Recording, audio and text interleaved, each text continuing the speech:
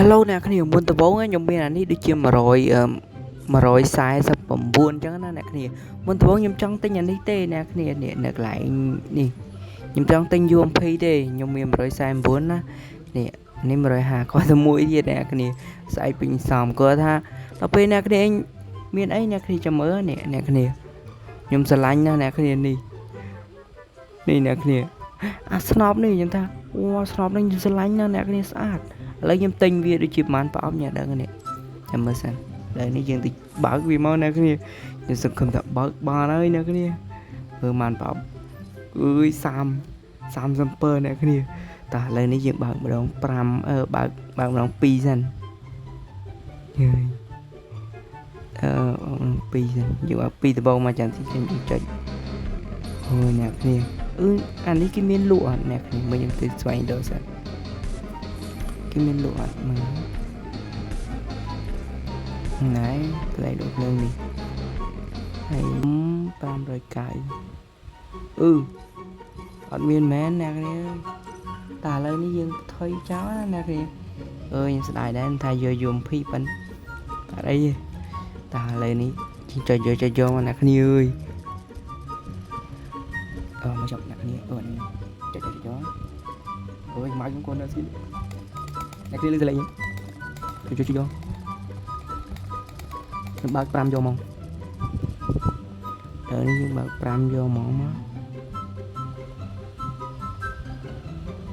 អើយសាំមែន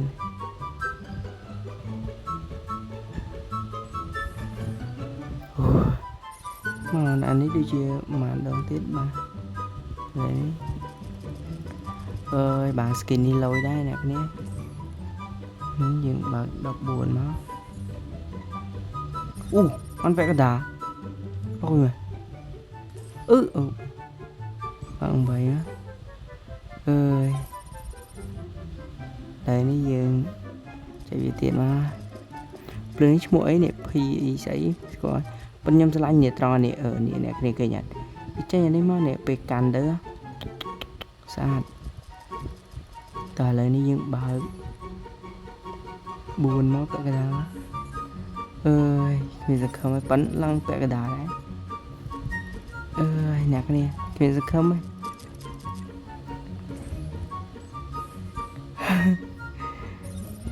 លយទេតាអ្នកគ្នាមើលឥឡូវនេះយើងទៅមើល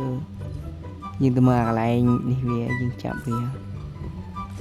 ហើយវាមានអីទិញទៀតអត់ខ្ញុំចាំមើលសិន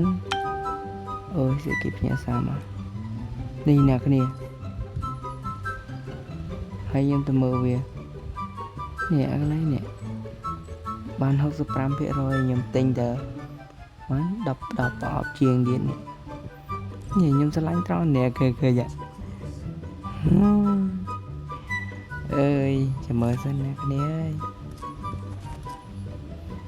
អើយឆ្លាញ់ប៉ិនស្ដាយ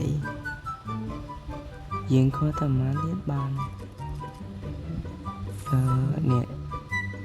ហ្នឹងហើយអ្នកគ្នាវីដេអូនេះក៏មានតែប៉ុណ្្នឹងដែរអ្នកគ្នាកុំភ្លេចជួយចុច Subscribe ឬក៏ Follow ផងអ្នកគ្នាហ្នឹងហើយអរគុណអ្នកគ្នាបាយបាយ